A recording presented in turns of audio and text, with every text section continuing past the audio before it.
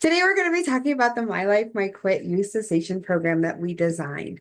I think it's really important to understand about the program, what the participants go through, all the work we've gone into research and designing the program so that it becomes a trusted resource. We understand so much that once a youth trusts something or somebody, they're really hesitant to kind of hand them off to another program. So we really want to work to build that trust. I have to apologize right off the bat.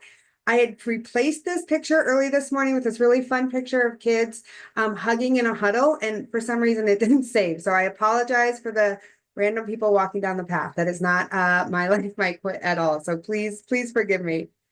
Little bit about who we are. National Jewish Health is the top respiratory hospital in the country.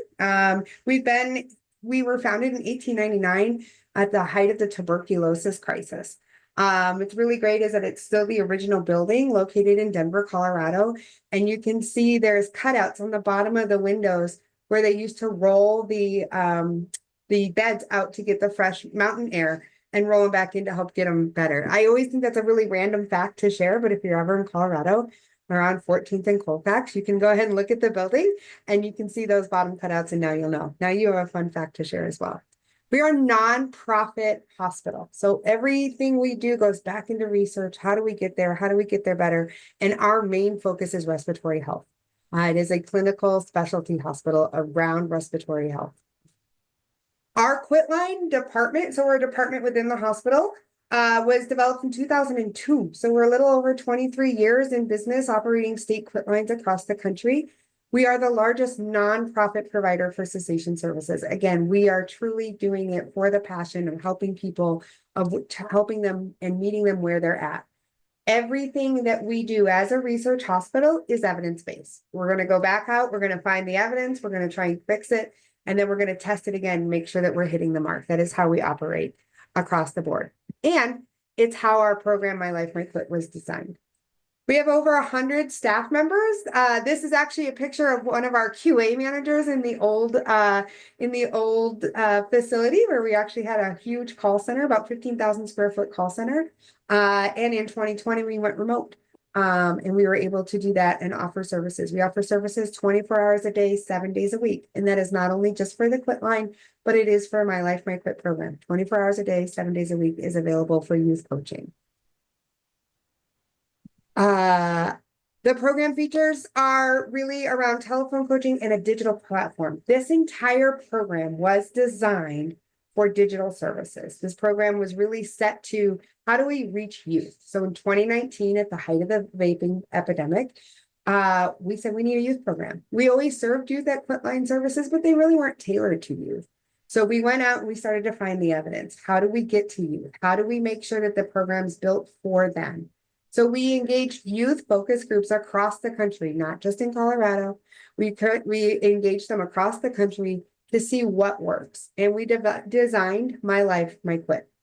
My Life, My Quit was designed as a texting program. So they would text a short code. There's 4 automated questions to get them into the program. And then once they get through those automated questions, they text the word coach. And then that is directly connecting them with a live coach, not AI, not anything like that. It's a live person 24 hours or 7 days a week. We also support it with a phone program. Quite frankly, about 92% of youth come to us through texting or digital platforms, through the website or through texting. They're not calling us, but occasionally we have a youth that wants to talk on the phone. So we wanted to make sure that that was a support. Again, the texting is through the short code 36072. That's how it was originally designed. And you'll start to see where we grew the program after that. If they text Start My Quit to 36072, again, there's still to this day 4 motivational questions that they're going to ask. They're going to ask age. We do not ask date of birth because that's private information. We ask their zip code to make sure it's a state that we serve. We currently serve 26 states with this program. We ask what their motivation to quit is and what their tobacco type is. At that point, there will be a summary text that says, we understand you are 15, that you vape, that you are ready to quit, and you live in Michigan. At that point, is that yes? Is that correct? Yes, they type yes. Okay, type coach to talk to a coach or tips for more tips. If they type tips, it puts them directly into a text library program. That text library is automated. So there is some automated texting in there. That's going to send them 2 to 3 motivational texts a week. Some of the calls to action is to text coach so that they can get engaged with a coach. And some of it's really, quite frankly, self-guided in that text library. But it keeps reminding them that we're here. If they type coach, as I said, they are directly connected to a coach, right? Live, right there in person.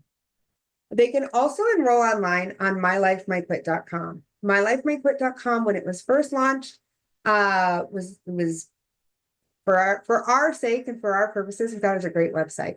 We learned in 2024, and I'll talk a little bit about that here shortly, that we needed to revamp it. Because quite frankly, the youth before pre-pandemic in 2019, when it was designed, were very different than the youth that we have today. Or they can call the quit line. So they can have, they have those phone options in order to get into the program. They will receive welcome materials if they provide an email address, which again, 92% of them do. It is emailed to them.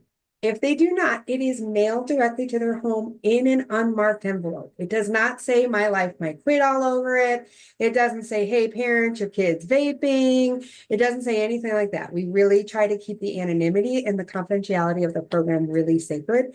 And we make sure that the materials aren't marked by anything. Again, most kids are providing email addresses. It goes directly to their email. These were designed for youth and by youth. The importance of this program is that the entire program was by youth or subject matter experts within the youth mental health communities. I just wanted to show a little bit of a screenshot of the short code texting so you can see those automated questions. And then as they type coach, again, they're going to be directly engaged with a live 24 hours a day, 7 days a week coach. It's really important to know that our coaches are also not just general quit line coaches. They have to go through rigorous quality training. They have to go through additional training and essentially be picked to be a youth coach. So we want to make sure that their rapport is very youth friendly, that when they're coming across via text, that it's still in a helpful way. As you can imagine, text conversations can sometimes come across very different than verbal conversations. And so we are constantly monitoring that and constantly supporting that with youth appropriate coaches. I think that's a really important thing for people to know. So the redesign. In 2024, we went back out and we said, where's the evidence? We think we need a new youth program. We think it's different. The landscape of youth is different. The landscape of nicotine and tobacco products is different. How do we meet where we need to be? And we started going to youth focus groups. I will tell you, I know that you work with youth and I love that. I am terrified of youth. I think they're wonderful people, but I get really intimidated by them. And sitting in those focus groups was something that I would much rather just talk to adults. They're wonderful kids. I love them, but they're very intimidating, but they were very real with us. And that's what we needed. They told us that the old website looked sus. That's the first time I learned what sus meant.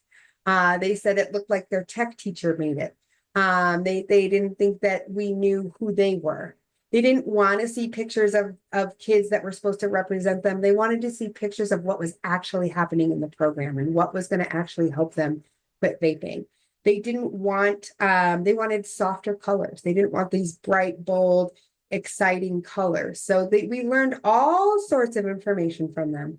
And then we went back to the drawing board and we designed a new website.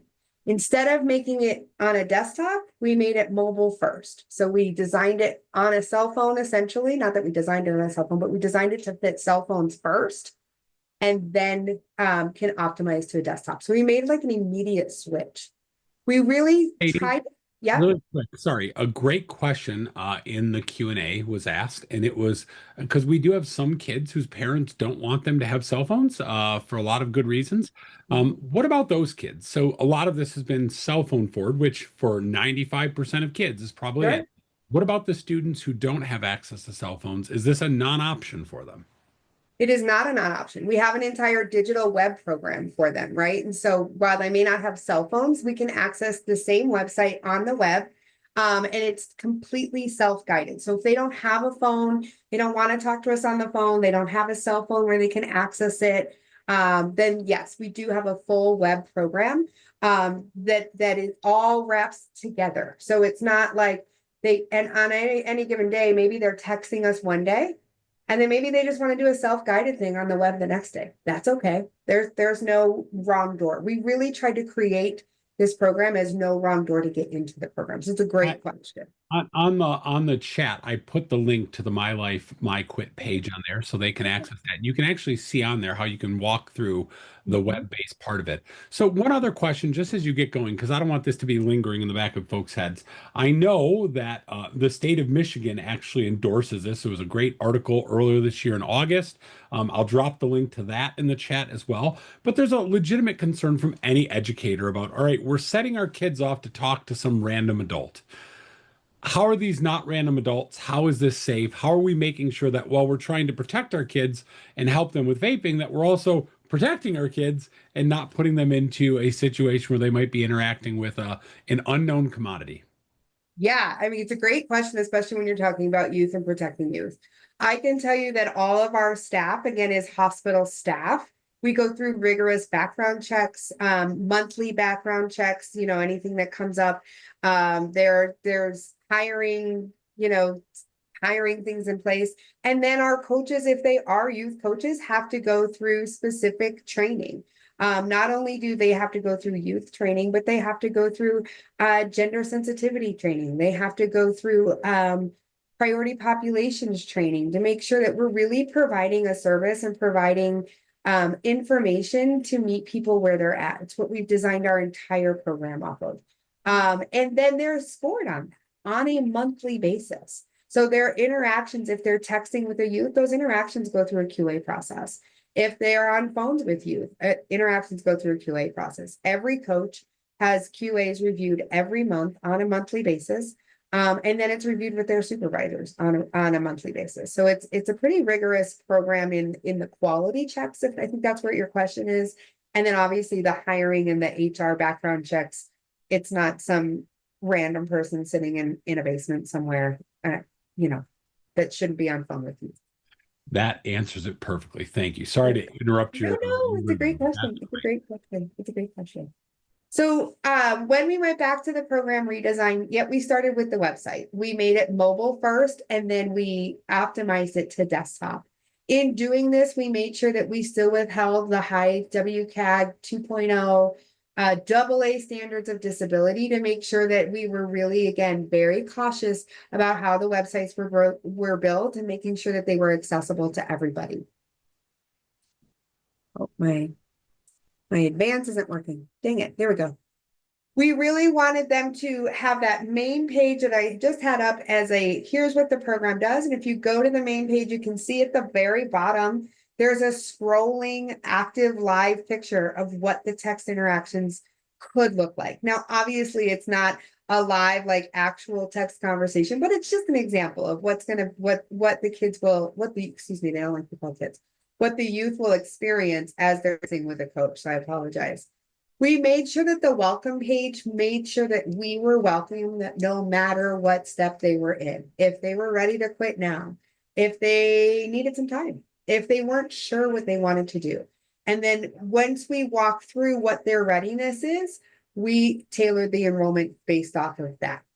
The enrollment does ask it's a shortened enrollment. So we do ask, personal information, but it's not like we're asking deep medical demographic questions. I think the only medical demographic question we ask them is around asthma, and that's just a Department of Health thing that departments of health want to know. At that point, there's a tutorial. Once they enroll, there's a video tutorial about starting their journey, about how they would design their quit plan, and about how the check-ins work.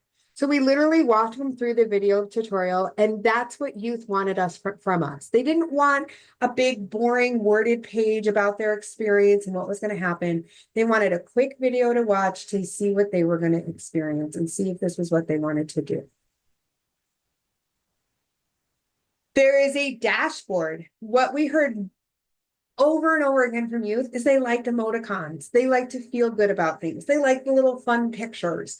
So we designed an entire dashboard of their steps to quit based off of what we heard back from them. We went so far as actually putting these emoticons back in front of them to approve that they liked them and that they were appropriate and not, as they say, sus across the board.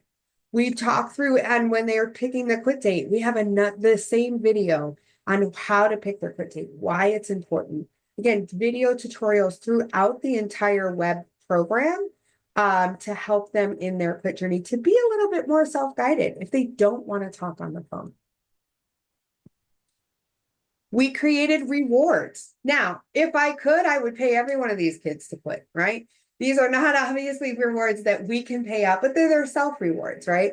If I quit for a day, I'm going to go see a movie with my friends, or I'm going to go, for me, my reward would be a Starbucks coffee, right? So I'm going to go do what I need for me. And then we tailor that and we bring it into all the information we're sending them. So as we're sending them check-ins, we're saying, don't forget, you really want to go see that movie with your friends. Don't forget to check in today and we'll see how you're at and how we need to support you. At any point, you can text coach and we will engage you with a coach. At any point on this website, just to kind of keep in mind for the kids that don't have cell phones, they can hit the chat box and chat live with a coach online.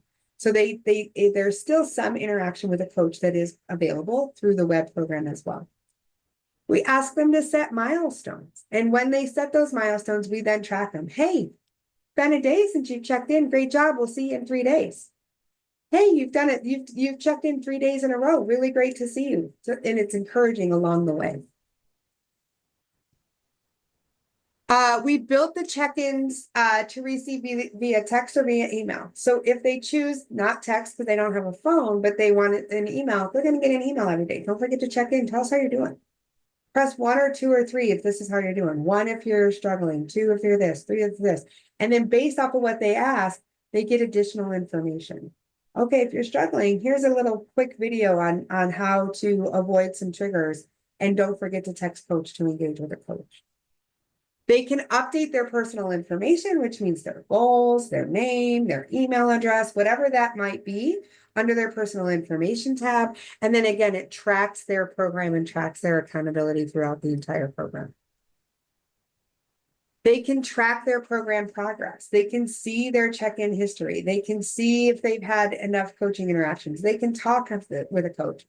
Once they've had 5 coaching interactions, whether they're quit or not, we consider that program complete. We don't kick them out of the program. We don't say you're done. We're not going to help you anymore. It is an unlimited support offering, but we will work with them to issue what we call a completion certificate. This is in mind for kids that might be in school suspension, or a lot of schools, whether we like it or not, use it for alternative to suspension. It's not our hope, it's not our wish, but that's just our treatment approach. But we will support it with completion certificates if needed for school or other things. And now the biggest thing.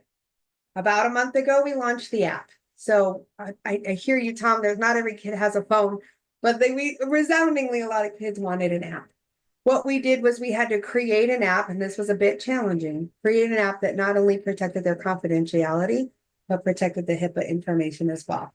So the app is actually run through all of our hospital servers. So to just answer immediate questions on, where's the safety, where's the personal information safety, it is all protected through our HIPAA protected servers at the hospital. And I think our IT guys would cringe if they just heard me say HIPAA protected servers, but the information is protected through all of our servers at the hospital. The app is an experience where they can talk to a coach at the touch of an app and say, oh, hi coach, I'm having a problem. What can I help you with? One of the major things that it's hard to put on a slide is that we rewrote the coaching throughout all of this as well. When we first started, the coaching mimicked that of a regular quitline coaching, right? While it was tailored to youth and used youth-friendly language and used all the things, what we understood in 2024 when we pulled all the interactions was that youth engage with coaches far different than adults do.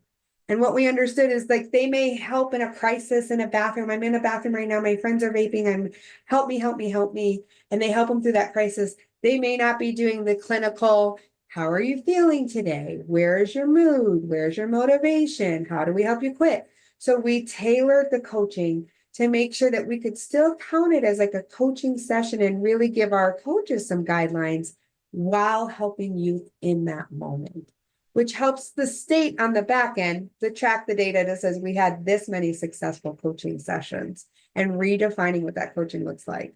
What we found is that youth will text, in the morning, hey, I need help. And then we don't hear from them, right?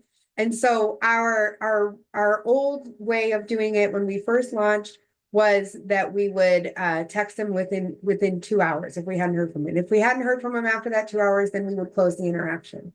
Now we keep them open for days because we know they're like, hey, sorry, I got distracted, or hey, I do need some help now, or hey, this is now top of mind again.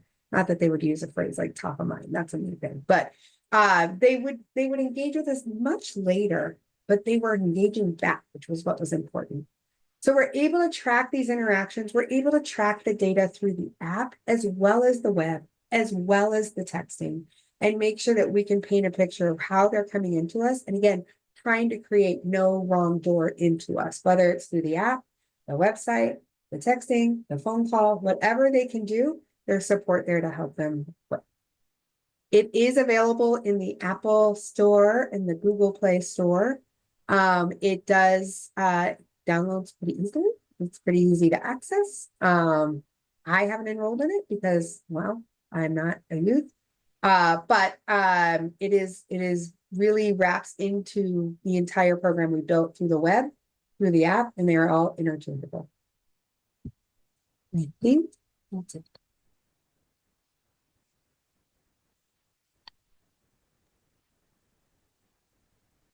All right.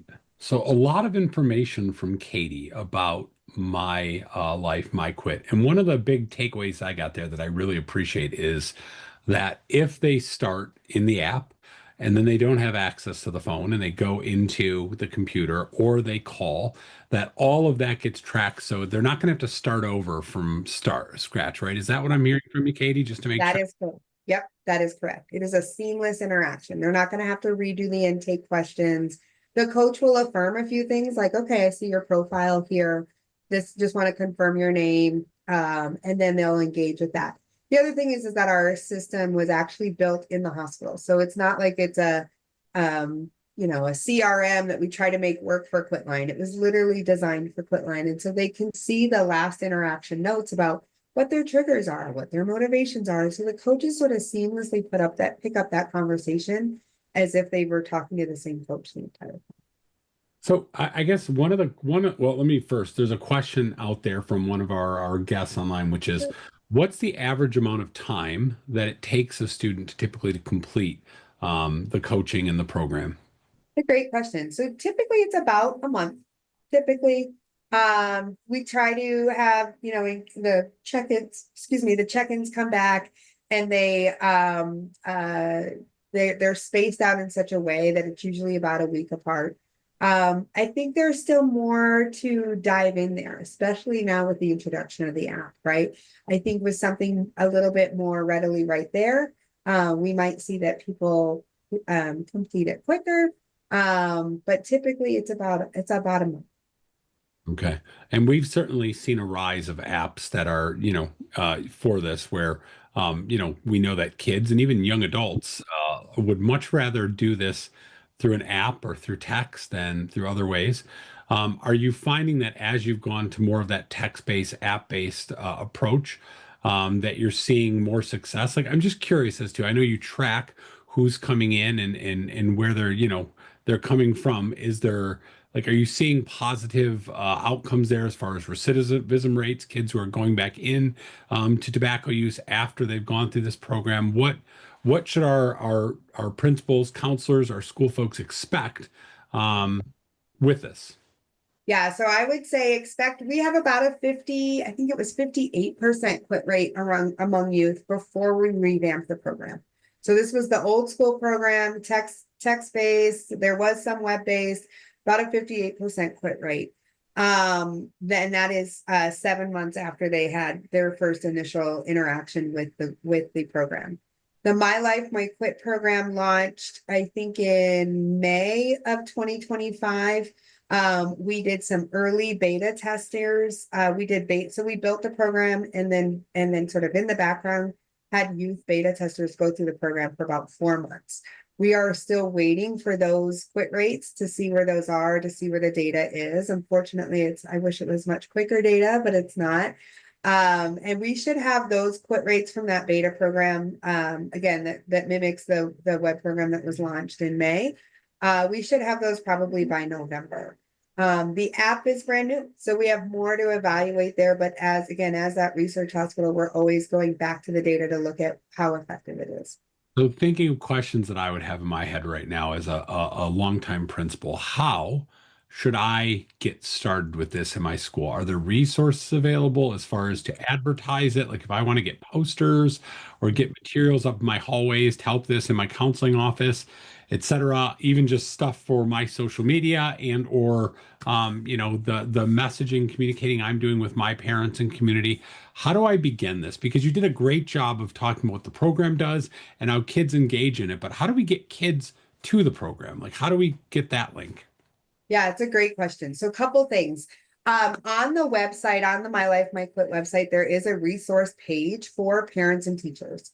On that has more information, more of the wordy kind of information, but it also has posters you can download and rack cards you can download, and social media stuff. I would say as a principal, reach out to the state, ask them what resources they have. A lot of times the state is doing some of their own My Life, My Quit marketing, that they may have some social media ads you could put up or whatever that looks like. I think in general, there are also other ways you can get youth to us, right? There is on the website, there is what we call a web referral, right? I'm working on the name, so you gotta give us time. But right now it's called the provider web referral, but you can choose that you're a non-HIPAA covered entity like a school and refer kids to us. At that point, we will reach out to them and we will try and engage them. Other than that, we've had some schools do mirror clings in the bathroom about the program. We found in some of the focus groups, they said, well, don't put the poster in the hallway, just put it on the back of the bathroom door where I'm going to the bathroom by myself so nobody sees that I'm taking down the information, right? So we've heard some different feedback from youth on what works and what doesn't work in regards to marketing for the program. But yeah, I would say any information is good information that you can get out about the program. I don't know if that answers your question, Tom. It does. That's great. Great. Any other questions out there about this program? And you heard Katie say, obviously contact the state because and go to the state website, and I put that in there because the National Jewish Health is nationwide. This program is not just in Michigan. It's free and accessible across the country. I mean, Minnesota uses it. I think Illinois uses it. I'm just thinking places nearby that I know I've seen it. So it really a great resource, a free resource, and something that's built on medical science, which is really wonderful and supported by that. So, really, really great stuff. So, one last question I saw in the Q&A pop up. I was asked. It says, "I know this is not the driving purpose for the program. However, if we are interested in using the resource as a restorative opportunity in lieu of suspension, is that an effective use of it?" You might not be able to answer that. I think again, anyway, it's like if you build it, they will come, right? It's not our preferred choice, because again, we want treatment to be a choice. But if that's sometimes the door that people have to go through, we are able to support that in that aspect, that we can do that. Mm-hmm. Any other questions?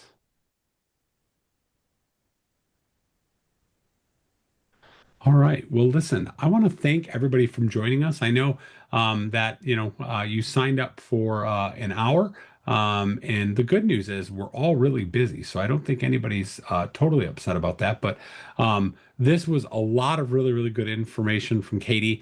There's more information on the MDHHS website. We will have more information on the MASSP anti-vaping toolkit site.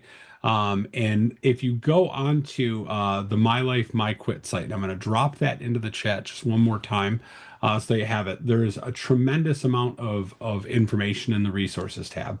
So if you go on there, you'll see information for parent guardians, for educators, healthcare professionals, but even your community organizations. Like I serve in my old district's foundation. It can be something that they put out, whomever has the greatest reach, because the goal of all this is to ensure that we're getting this to the kids and the families who need it most. And so that they understand that they don't have to have a ton of resources to get this. They need to have access to a computer. They can do it at school if they needed to, or a phone. And they're going to get access to support to help them develop their own personalized plan that connects to them and what they need to do and to, work towards quitting this awful trend of vaping that we all know we have to deal with. So, really, really appreciate your time, Katie. I know Grace snuck on there at the end, so we appreciate that as well. MDHH's partnership with MASSP has been wonderful and really provided us with some tremendous resources in this process. We have a few more of these coming up in the coming weeks. So we have, actually, I think it's next week. Hold on, I should know this off the top of my head, and it tells you where I am in my brain right now. But when we get to the week of the 21st, we have our next one of these on, I'm sorry, the 25th. So Teens Against Tobacco Use, which is a local Michigan-based example of how a school system is combating this. So the next opportunity for a free webinar is on Thursday, September 25th. And then the following week, I believe on the 30th of September, we have our last and final one of these, which is partnering with school nurses to help reduce vaping in schools. So if you're interested in those, great resource. Again, they're free for you, your team, counselors, nurses, whomever can do it. We want to get this information out and make sure that we're able to help as many kids as we can. So again, Katie, thank you so much.